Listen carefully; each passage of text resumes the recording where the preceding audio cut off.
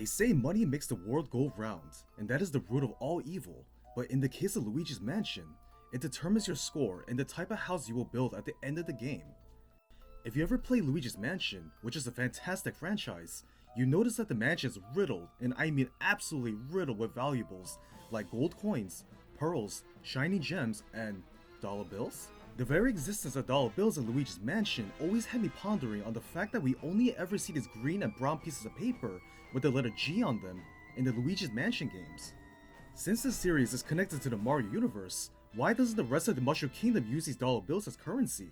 It feels unlikely for them to be considered worthless so quickly, since Luigi's Mansion 1 most likely takes place a little after Super Mario Sunshine because Mario was trapped in the painting. Were they created by the Boos to try and lure Luigi further into the mansion so he could feel incentivized to vacuum them up?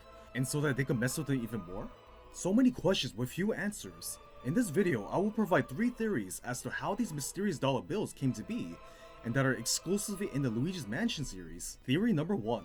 Luigi's Mansion is set in a separate kingdom. This theory may seem to be the most likely as to why these dollar bills appear in the Luigi's Mansion games, because this specific land uses a different currency. I believe that these were ones used by the portrait ghosts inside the mansion, and were left behind after they turned into restless spirits, wandering the lonely halls of the mansion itself. That would explain why there are so many dollar bills and coins just sitting in random places, like the closet, vases, etc. The ghosts hid them in these spots as they cannot spend them. At the end of the game, Luigi is able to use up all the coins and bills he collected to build a separate house of his own, which is used to determine your final rank after beating the main game. Notice how he builds his house here, and it's not really shown in other Mario games, aside from being shown in spin-off games like Mario Kart. That's because the dollar bills are only good to use in this kingdom specifically. Theory number 2. They were printed by Professor Egad. Let's face it, Professor Egad is a bag of scientific tricks altogether.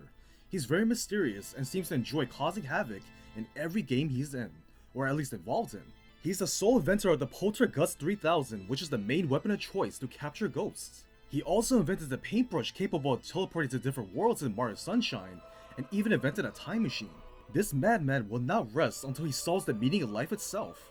As for the connection between him and the dollar bills, what if he created a device that printed out authentic copies of the dollar bills and scattered them throughout the mansion carefully to serve as mini checkpoints to incentivize Luigi to go deeper into the mansion to capture more ghosts? Admit it, if you were Luigi and stumbled upon hundreds of dollar bills just flying around, you will want to grab more and venture deeper into the mansion to search for more. And rescue Mario, of course, yeah.